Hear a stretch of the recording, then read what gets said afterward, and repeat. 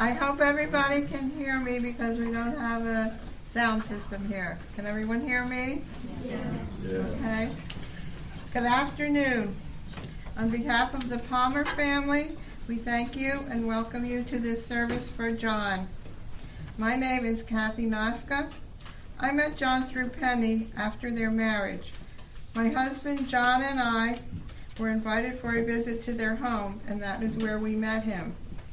He was very accepting of us, and we became friends. This is what John Palmer answered to the question, what makes a good friend? A good friend is a person that you can count on in good times and bad, through thick and thin, a person you can trust your deepest secrets with and can talk about any subject. If you are or have that kind of friend, you are truly blessed. The last time we spent time with John and Penny, we went to Nana's for breakfast before heading home to Bechtelsville. Almost every person that came into the restaurant knew John and enjoyed seeing him and talked with him. He loved to talk. When John could not reach someone by phone to talk with, he might leave this message, "Tag, you're it." John was always reaching out to somebody. How many of you heard from John when he was in ICU? Penny shared this conversation she had with John's nurse the second day he was at Geisinger Medical Center. The nurse said, "John wants you to bring his phone charger with you when you come. His phone is going dead, and boy, does he talk a lot." Penny said, "You tell John Palmer I'm not bringing his charger to him. Put that phone away, be quiet, get better, and get home, and then worry about talking to people." But being the shaker and mover that he was, he convinced the nurse that charging his phone for him was part of keeping him comfortable. So he was very comfortable. John was certainly successful at getting his phone charged to accomplish his wishes to continue to communicate with family and friends. However, John would not want the last testament of his life to be one of perfect success.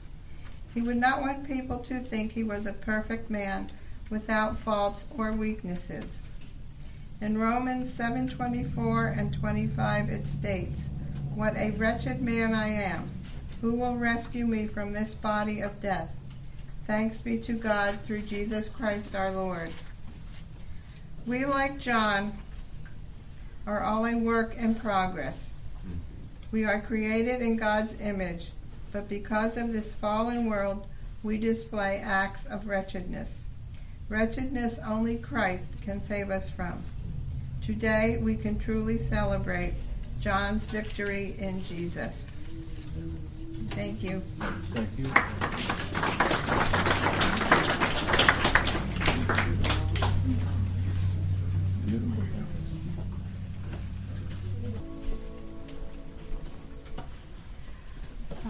Good afternoon, and once again, welcome to John's celebration of life. I'm an outside-the-box girl, and so I chose to do John's tribute, and I really truly hope that I can do justice to the man. I don't stand behind podiums. So, John was a Dale Carnegie man, and some of you people are probably students of Dale Carnegie, and you all know that a name is the most beautiful and most important thing to a person. And John Paul Palmer's name was important to him. He was tickled that he kind of came in on November 8th, 1960, about the same time that Richard Nixon and John F. Kennedy were kind of battling it out for the presidency. And so he kind of wanted to think that he was maybe named after that newly elected Massachusetts Irish boy. But John was Polish, and that didn't seem to matter. He could still have his kvass and kind of make sure that the politics went his way. So it was important to him that his name was important. He was named after his father's middle name. I took on John. His father's name was Charles John Palmer. And then he actually had his middle name being Paul, which was a beloved uncle, a great uncle, I guess. And there's a lot of Pauls in the Palmer family. A lot, and you think, wow, didn't somebody get mad at the other because they named their kid Paul too? But it seemed to be a name that evidently was someone was fond of whoever they were being named on. So that's kind of cool. And moving on, I'm Penny Palmer. John and I didn't have a long time together. We were married on the coldest day of January. It was January 5th of 2018. And some of you were actually there on that freezing day, and I made you wait at least 20 minutes after the time the wedding was supposed to start. I guess I was kind of like, had cold feet. But John is... What? Yes, so did you. But John was a very spontaneous person. I actually had taken him... Well, I don't know if you all know or not, but John had some health issues. And I was always the go-to girl to help people out, and I wanted to help him get better. And by the way, we met at IBC, Independent Baptist Church. How we met was the Independent Baptist Church, people like to separate you. If you're married, you're over here. If you're single, you're over here. And it was a spaghetti dinner, and here I was going for Bible study, and we ended up in the singles table. And so there was this older lady, and I'm sorry, I don't know her name, so Dale Carnegie's probably rolling his grave right now, but John's probably having a treat with it. But this older woman just loved John's eyes, and she would say, oh, John, you have such beautiful blue eyes. And I'd go, really? And you have to look, right? Oh, yeah, they are blue, yeah. All right, so it's like, all right, so he has blue eyes, and he's charming. I guess this old lady thinks, that he's charming, and so I thought, well, you know what? Maybe I'll just ask him to dinner, So we went outside, and I said, hey, I'm running after him. Hey, you need a friend? You need a friend? And he was like, what? And I was like, do you need a friend? Like, do you ever want to just go out to dinner and just talk? I mean, I was single for 13 years, and so having the man side of things was something I was missing, and I was like, you got blue eyes, you might be human. Let's talk. And so we talked.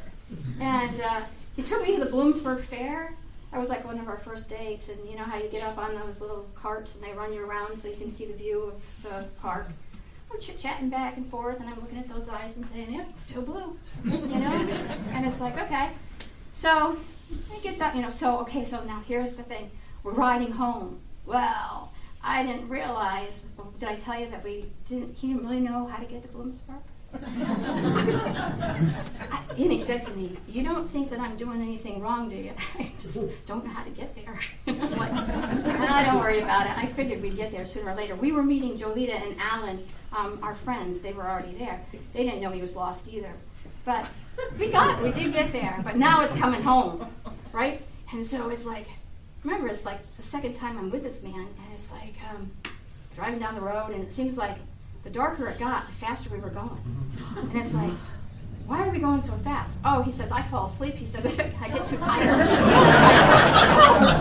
It's like, all right, but he still has blue eyes. Okay, what's in the name? It's beautiful, but the eyes are even better. So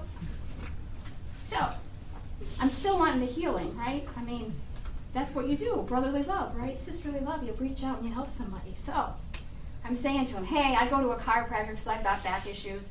You have back issues. How about if you come with me? We have a miracle maker, and, we'll take care of things. So, okay, he'll go with me.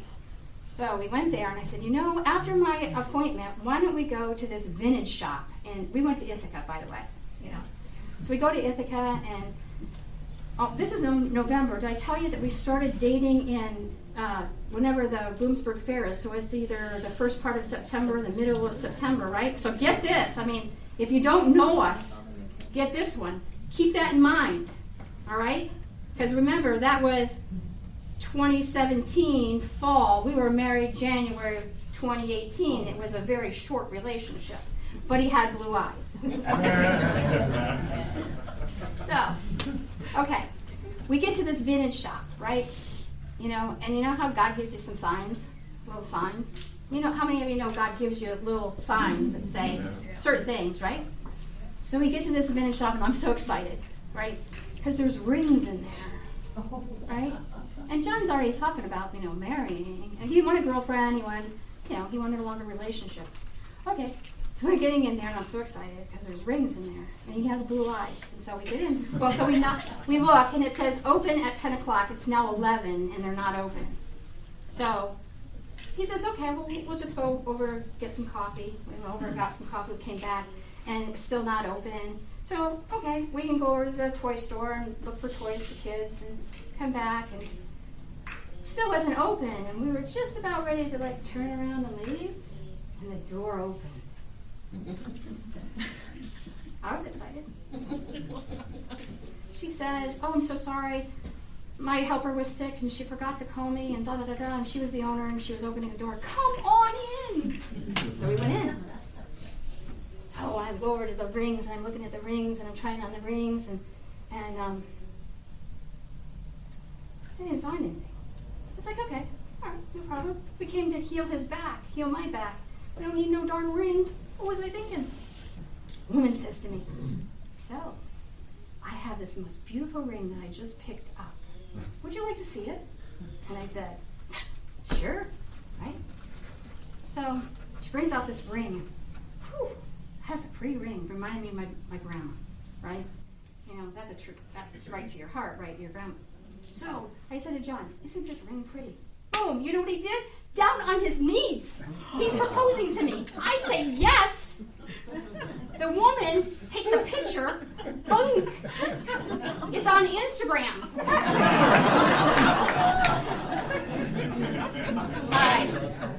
So either one of us or both of us is in real trouble. Yeah. Right? So he's saying to me, okay, all right. Remember, he has blue eyes. He says, well, I have a jeweler friend, you know, in Sayre. I mean, did I tell you that we bought it? We bought it. I have a jeweler friend in Sayre. We can go there and we can have it looked at and everything. Okay, let's do that. So we go there, and all of a sudden we walk in, and the woman says, congratulations! And it's like, what? Congratulations, you're on Instagram. Aren't you the couple that just got engaged? And I said, yeah, he has blue eyes. That was our beginning. I'd like to say that I knew more about John from the time that he was young. I actually found a book the night that he passed. I'll be honest, there were some pieces of furniture in our house that I never rummaged through in the 2 years and 10 months that we lived together. It wasn't part of me. It was a past. But that night, I needed something desperately to hold on to. And so God gave it to me. I opened a drawer and I saw all these pictures of his nieces and his nephews. And I started pulling them out and looking at them. And then I found this book. And it was A Father's Legacy. And it began to tell stories and ask questions. And John started to answer the questions. And he told a story of when he was, and it was 1966, just like he was an old man. You know, it was 1966. And he said, you know, he'd be 6 years old. And he said that there was a big blizzard. And he loved it because they got 3 days off from school. And so he was excited. So he and his brother Charlie were sleigh riding the whole time. But when they got done, they took a walk and they got some hot chocolate. And they shared that together. And then he, you know, John will pick on you, you know, sometimes and stuff. And sometimes he'll get mad at you. Sometimes he won't talk to you. Sometimes he'll say some things to you like, you know, have a nice day. And I always knew that have a nice day meant see you later. I'm not talking to you for a while. Yeah, he wasn't a pussycat. He had blue eyes, but he wasn't always the pussycat that she was. And so, but he told about like getting even with somebody. So one day, he decided to get even with somebody, so he took some dog poo and he took it up to the porch and he lit it on fire. Now, somehow along the way, he thought that was going to build a relationship. And I think he kind of found out that quite doesn't even cut it.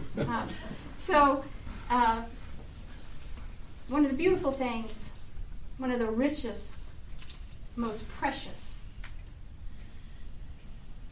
gifts that John Paul Palmer has given to me is his two sons, Jared and Jordan.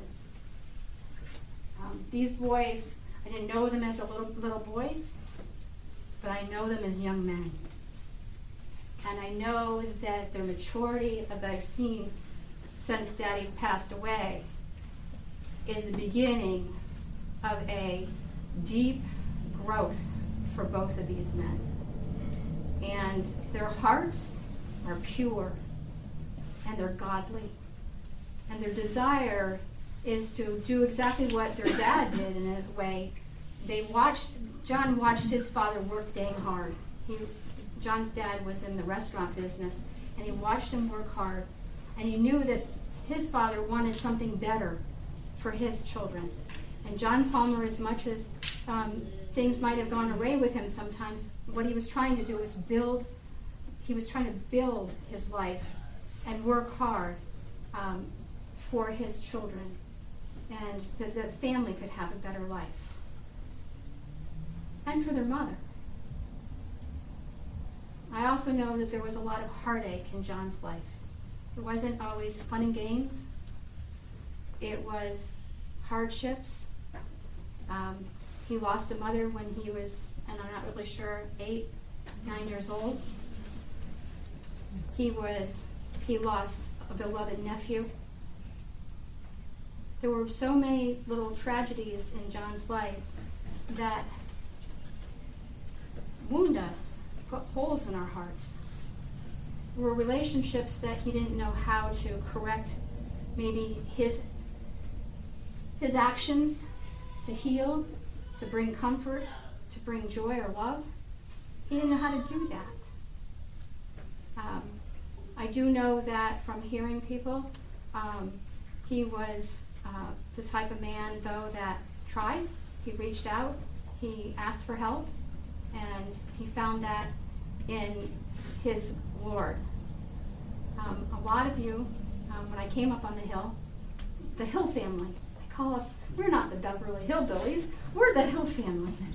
And when we first got married, Jesse Singley came to the house, and he started telling me about the gentle, kind man John Palmer was. I was proud that I was married to John Palmer, and it was not because of his blue eyes. We have a great family on the Hill. We're there for each other. It's all for one and one for all. And we do things together, and we do it with love. And there are times that we can kick each other and, curse and stuff, but you know what? In the end, we know how to wrap ourselves around each other and be there for one another. John was a mud man. Oh, John was a mud man. But he washed his own clothes. That's good. You trained him well, John. Thank you. And so he washed his own clothes, but he would come in from the head to the toe, and he would be mud, or somebody would get stuck in the mud, and he'd have to go rescue him, whether it was, I don't know what time of night, when we did it. Jolita, I'm going to steal your little... Jolita and Alan come from Oklahoma, and they've been on the Hill for how many years? From 2013 or something like that. So they kind of adopted John as their kind of son. Jolita's a prankster, so you got to be careful with her. She didn't care that John's eyes were blue. He would hit. Matter of fact, she didn't even see them, because whenever they drove him someplace, he would fall asleep. So, right? So Jolita, being the prankster that she is, one day took her lipstick out, and she painted something on his face. And then when they went to the Dandy Mini Mart, of course, it was either John would wake up, right? Shit, could you see John? And hi, everybody, hi. Yeah, right?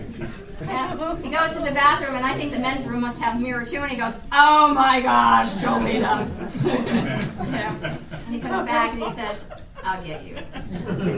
So he had a way of getting him. I don't want to take too much time, but the man that I loved, we all loved, and we will dearly miss.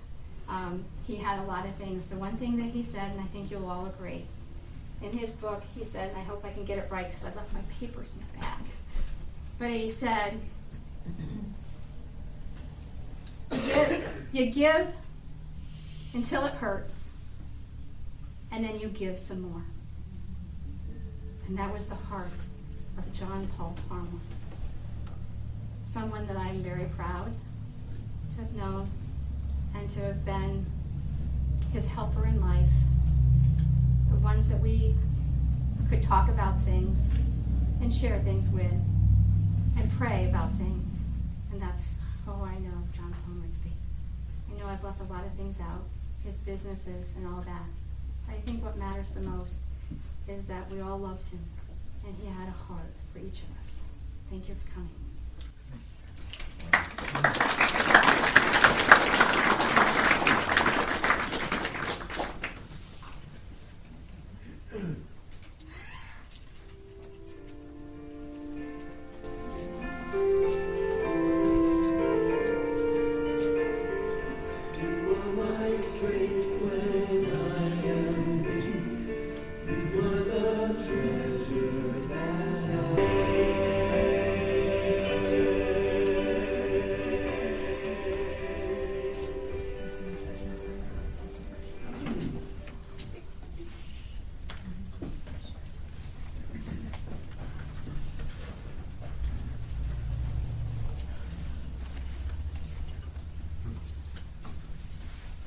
Good afternoon. I'm Sherry Potasic. I know John because of Taco. And for some of you who maybe don't know what Taco is, I want to start out by telling you that it stands for the Towanda Area Christian Outreach Food Pantry. I emphasize the word Christian because I think that really appealed to John a lot. We're an all-volunteer organization. We're a nonprofit. We operate on Christian principles. And as I said, I really think that's a lot of what appealed to John when he came to Taco. He was definitely a man of God. I mean, he was always ready to pray. Whenever he even sensed that there was a need, he would stop and just say, let's pray. Am I right, Jody? I mean, yeah. Taco is a culture of servanthood, and I've heard you guys talk a little bit about serving, and that is absolutely John. The interesting thing also about Taco is pretty much everybody I know who volunteers there doesn't just do Taco. They do other things as well. And again, he just fit right into that. John came to serve and not be served. And in my mind, he exemplified Philippians 2:4, which said, instead of each person watching out for their own good, watch out for what is better for others. And I feel like that was JPP for sure. Even in his passing, John is inspiring kindness and generosity in others. I mean, donations have poured into Taco to honor his life. And by the way, on behalf of Taco, I thank those of you who have been so kind to us. We've really appreciated it very much. John was at a rough time in his life, and the story that I have anyway is he was driving down the road one day and he kind of felt a nudge like he was supposed to stop in a Taco. He ignored the nudge and he drove a little further and he got nudged some more. So he decided to listen to the nudge this time and turn around and went to offer his help. Pearl, what was your first impression of John? Was he a little scruffy? Yeah, a little scruffy, wasn't he? Yes, he was. He came in shorts. Now, there's no surprise, right? Shorts, why not? No socks. Truth to tell you, if I had the kind of scruffy shoes he wore, I was going to wear them today. But I just don't have them. Instead, I have one of his enormous shirts. So anyway, though, and he hadn't shaved. Again, John, right? But she went on, Pearl did go on to say that after a real short time, you didn't care, you'll love this, because he had kind eyes. And he really did throw himself head first into the job of transforming Taco into what it is today. And I can say that with absolute sincerity. The evolution of the Taco Warehouse was a huge job. It really was. As Jody said, Jody Stroud said, he's a man with a big man with a big heart, and he absolutely showed it. He was a man with a vision. He was on a mission. And you guys know when John got on a mission, did not get in his way, because it wasn't going to go well for you. He oversaw the installation of the racking in there, the purchase of a bunch of needed equipment. And Jody, where did he say it came from? It fell out of the sky. Yeah. And he oversaw the installation of both a big walk-in cooler as well as a walk-in freezer. And these things were really essential. They allow us to serve, and they allow us to serve our families really, really well. Whenever something was needed, by the way, he'd whip out that cell phone. I mean, and start dinking away or calling people.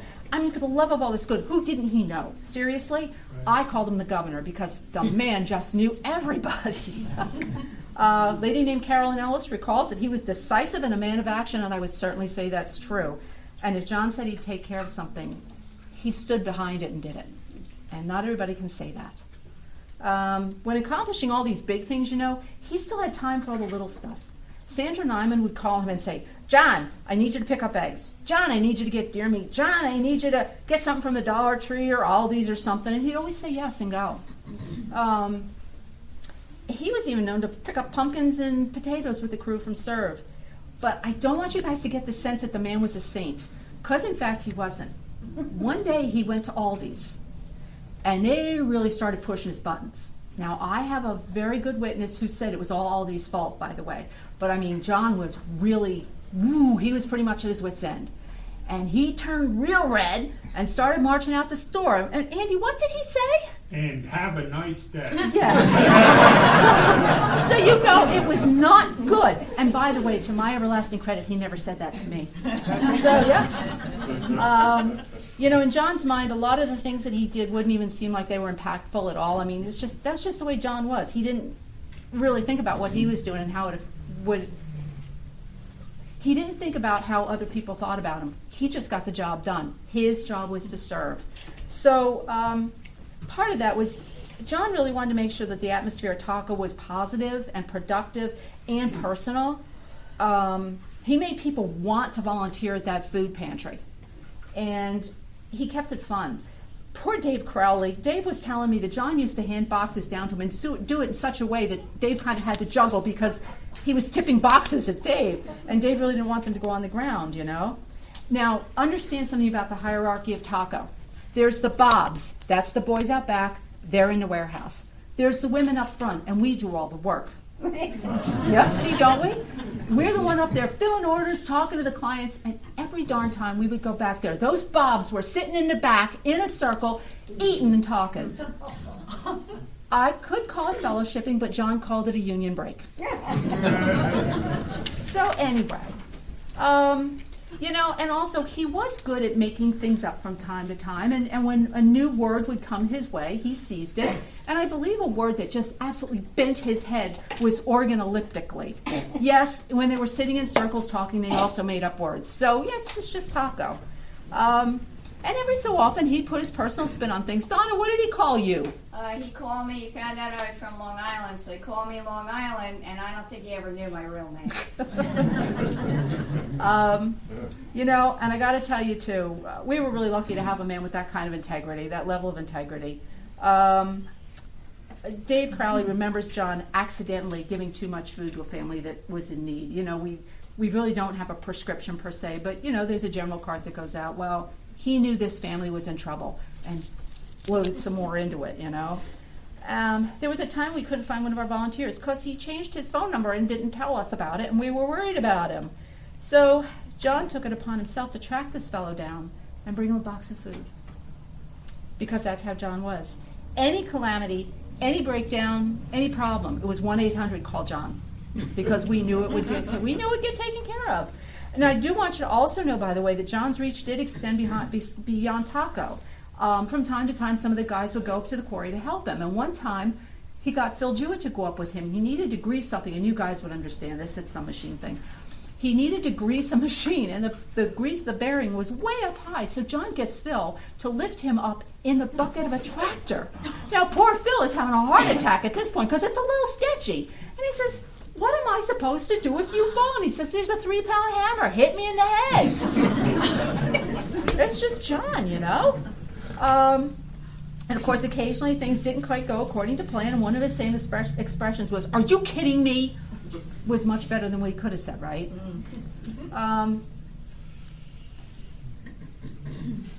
As Pearl said, it's a testament to John that the present Bobs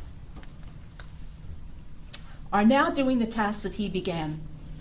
He will be missed, but the mission of Taco will continue because of his dedication to the cause, as well as others who have served Taco in some capacity. So I thank you for your time, and I end this with regards.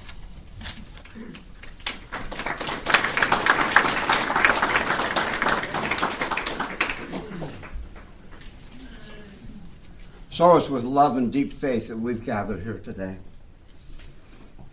to rejoice in John's life, which was to so many people joyfulness and sorrow and laughter and tears. And we thank God for everything that John was to each of us. All our lives are richer because of his living. Now, memories are precious gifts that we give to one another. I know that John has left each of you wonderful memories that you can treasure. And I hope that today and in coming days you'll have a chance to share some of these memories with one another, as that's such an important part of the process of letting go of someone we've deeply loved. And I want you to know how much children hunger to hear stories about their parents. I've always been amazed at this in my services, that children just love to hear stories about their parents. And so we're going to have a time of sharing. And I was wondering if you have a thought or a memory or anything that you would like to share, I'm going to invite you to do that. And then I'll close our time of sharing. Is there anyone that feels led at this time that would like to? Don't make me call on you, but I will. I have one. I'm John's mother-in-law. I'm Penny's mom. Hi, And Shirley. When they were dating, I could tell that he was a very good man. And yes, he had beautiful blue eyes. That was the first thing I noticed about him. And when it came time for him to think about asking Penny to marry him, he asked me for her hand in marriage. And I told him that I would be very proud to have him for a son-in-law.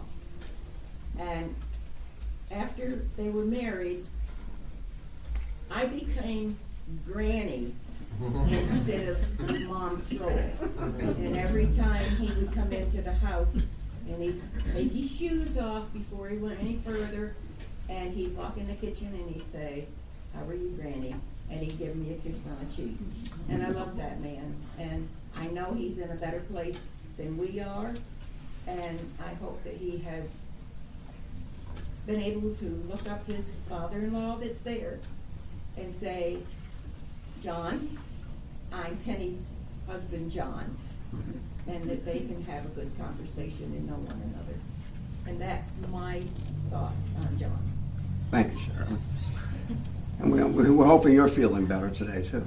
Thank you. Who else has a thought to share? I saw a hand over here somewhere. Yes, Sue. That wasn't the hand I saw, but I was going to call on you if you did so. Thank you, Sue. I used to work at Penelec with poverty customers, and several times we'd find customers that were not going to have a Christmas. And I went to John to ask him if he'd play Santa. And he did that several times for me. We would take truckloads of Christmas to children way out in the woods, and he just never did you ask John Palmer anything that he didn't do for somebody else. Always willing to give of himself, yes. Yeah. Who else has a thought they'd like to share? Yes. Jim and I know John a short time, but he impacted our hearts very greatly. I had the opportunity to get to know John a little bit as a businessman. I'm not a worker, I not have knowledge in that type of thing, but I had the time and I wanted to help him out with it, something he needed to get done. So at first I was a bit intimidated, but it didn't take long for me to realize that under that tough exterior, he had a huge, caring, compassionate heart. I know I drove him crazy. I didn't know a thing what I was doing. Email after email, question after question, text, phone calls. He would give me a direct, one-worded answer. I come to learn through that it's really actually successful. You're more successful, it's more direct. I wasn't used to that. So it brought me some growth to myself to realize that direct approach really can be a good thing. That time that we had together, through that, grew our friendship. We're going to miss John, but we have peace knowing that he is with our Lord Jesus Christ and Savior. Thank you. And that is the faith that we all hold on to. That's our greatest hope. Who else has something to share? Yes. Well, I'm John's niece. He's only a couple of years older than I am. And we would be over playing. And he said to me one day, now I was 7 years younger than him, so I was maybe 5 years old. He says, Tina, you like Cool Whip? I said, oh yeah. Well, I don't think there was Cool Whip back then. I think it was the whipped cream in the can. I don't think Cool Whip had been invented then. And he says, you like whipped cream, don't you? I do. He says, I'll give you a big bowl and we won't tell nobody. All right, so we're ready for my whipped cream. Yeah, it was sour cream. But I knew by the glint in those eyes that it wasn't really going to be whipped cream anyway. So I said, oh, I love sour cream even better. Yeah, he was trying to play a trick on me. So, but no, we used to play together and just, yeah, he'll be missed, definitely. Did you notice when his eyes were twinkling that they were blue? Actually, he was like, I mean, I always knew he had blue eyes, but I wasn't as impressed with I never knew he had blue eyes. I knew trouble when I'd seen it. I knew I was being messed with. Thank you. Anyone else have a word that they'd like to share? This is kind of like a prepared thing about John. Sure. Do you want to do it from up here? Or? I guess. You're welcome. Sure.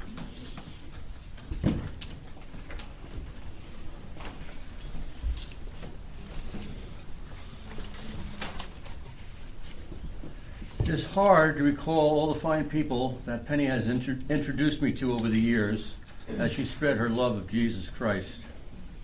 One of the gifts she shared with me was John Palmer. John was not a wishy-washy, but he was a man of conviction and substance, a man who was at peace with his situation because of his beliefs in the Almighty Father. He had a soulmate. And in his battle for life, it was not about him. It was about him not being physically here to look after Penny. John left his loved ones one proud, honest legacy. For all of us who ponder as to whether we can go the extra yard for others, this is what basically he has inspired, I think, a lot of us to think about. I think of Lou Gehrig's famous quote when he faced his certain fate. He said, I consider myself the luckiest man on the face of the earth. I truly feel that John would have said that in his own words. But he lived with that feeling without having to say it. Thank you.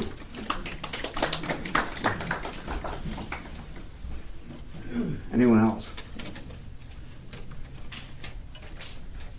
Yes. John from one occasion. Penny had something very special a couple months back that she wanted to have us together for. An important event. And afterwards, we were at the home of some friends, mutual new friends. They live on a lake, and we were enjoying a lakeshore campfire. And he sat to my left. And Penny had told me that he'd read through the Bible front and back a number of times, and so we had plenty to talk about, and it was the most enjoyable conversation. And I said to myself, boy, I'm really looking forward to talking to this fellow again. I didn't know that there wouldn't be another time. But I remember when we parted, I told him how much I enjoyed making him as a new friend, and I just didn't realize. This is part of the reason why my sister and I came up from the southern tip of Seneca Lake up north of New York. To hear the stories about John, the man that I didn't have the opportunity enough to know. But I had no idea. I'm glad I came to learn that I was sitting next to someone so special. And I do look forward to talking to him again because there's hope of the resurrection. I'm glad I have that opportunity to look forward to seeing John again. Thank you. You're welcome. Good. So anyone else? Hi. Yeah. I'm his also another niece. I'm Kim.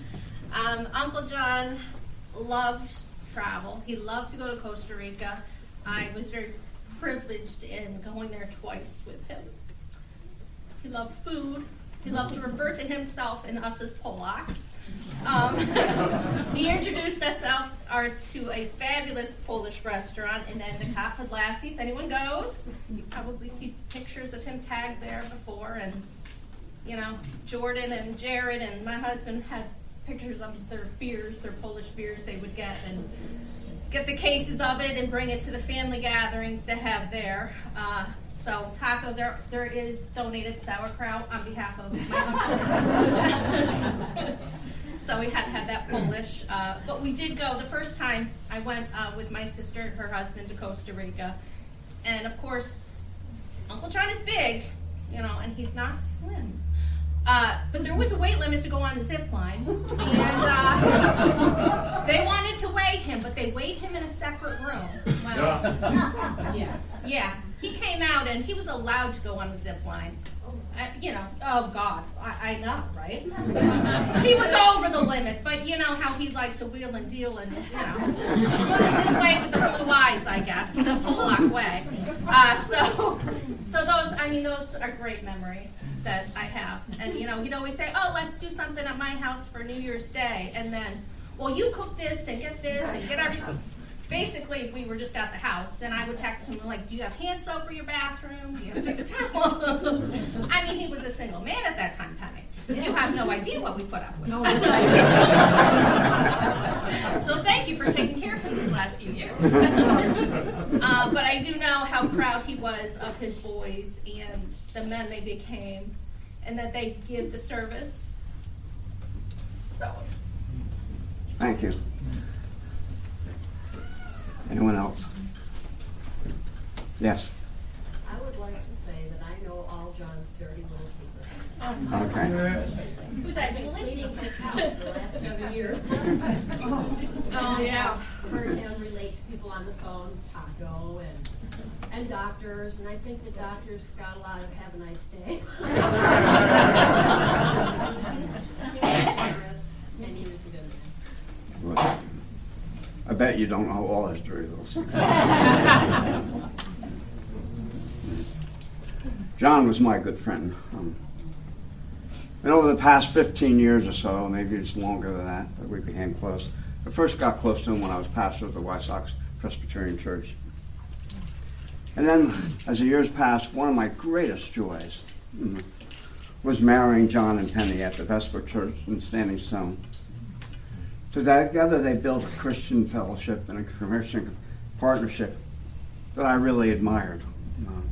It was based on honesty, service, friendship, love, and devotion to God.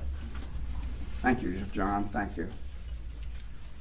And during those years, John and I shared some very dynamic and caring moments. There were hours, and I mean hours, spent having lunch at the Riverstone Inn, sharing times discussing local church government, taco, social issues, end times, estate planning, bucket lists, marriage, and raising kids. But there was one topic we never pursued together, and that was politics, because our differences were never reconcilable. But John and I did spend some times that were distant. Seasons separated, times not speaking to one another, until one of us picked up the phone and said, "Is it time for lunch?" And then we'd have lunch at the Riverstone, and things would be worked out okay. I also spent some wonderful moments with John, sacred moments, on our knees together, in his living room, turning everything over to God's care and his control. There are not many men that I've spent time on my knees with and now on their knees. And you might not picture John this way, but that was a real important part of him. I remember I had trouble convincing him to get off the chair the first time to get down on his knees, but that cemented our relationship and our friendship before God. 2 years we spent working together and organizing and handing out elder share boxes at Taco. But John always had a bigger vision, and that didn't last too long.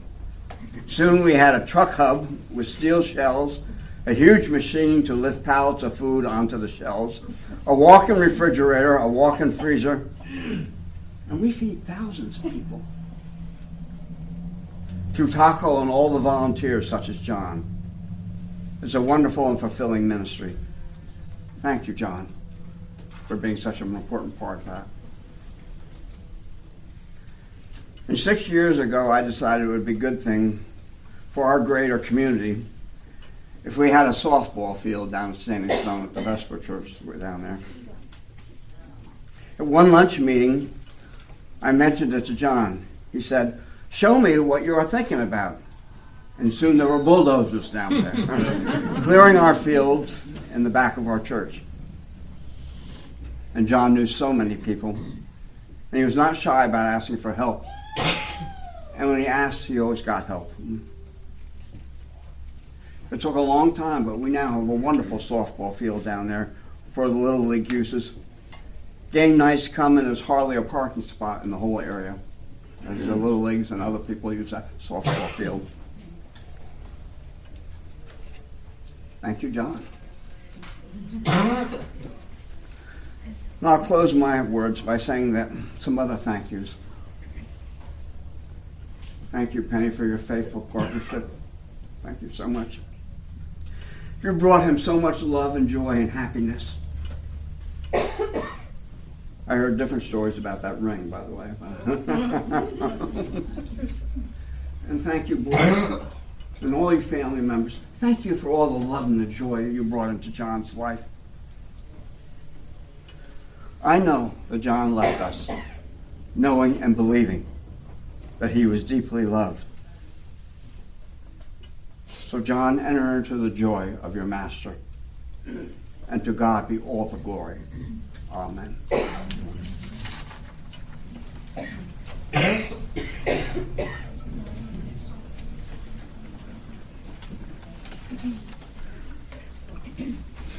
Hello, my name's Andy Potasic, a good friend of John's. This is John's favorite poem, written by Betty Connor. I have gone from sight, but I am waiting just beyond the rainbow's end. I am happy in this place that I have come to because I am here with Jesus, my forever friend. Now all your thoughts of me, let them be joyful of things we've done and happy times we shared. Do not stand at my grave and weep. I am not there. I do not sleep. Just look up in the sky. I am the sunshine. I am the mist that rises on a summer morning. I am 1,000 winds that blow. I am the gentle breeze that cools the autumn evening. I am the diamond glints on snow. I am the sunlight on ripened grain. I am the gentle autumn rain. I am the swift, uplifting rush of the quiet birds in circle of flight. When the birds sing in the trees, I am their song. This journey I have made, one day you'll make it, and you will too be with Jesus, my forever friend. Do not stand at my grave and cry, I am not there, I did not die. I am with Jesus, and once more we will be together. I'll meet you just beyond the rainbow's end. I sit down here and try to think how happy you must be to shed your life of suffering. You're free. You're free. Your hurts, your tears, your heartaches, all laid at Jesus' feet. As you sit and gaze upon his face, your joy must be complete. Is heaven like you thought it would be? Your expectations fulfilled? Are your loved ones there in the Savior's care? Have you seen your mansion on the hill? Do the angels sing their praises? Is it true there is no might there? Are the fields all filled with flowers? Is there peace just everywhere? If all these things are up there, just like our Bible tells, I'm sure you'll blissfully happy and you're strong, contented, and well. Till we meet again. I love you. We all love you.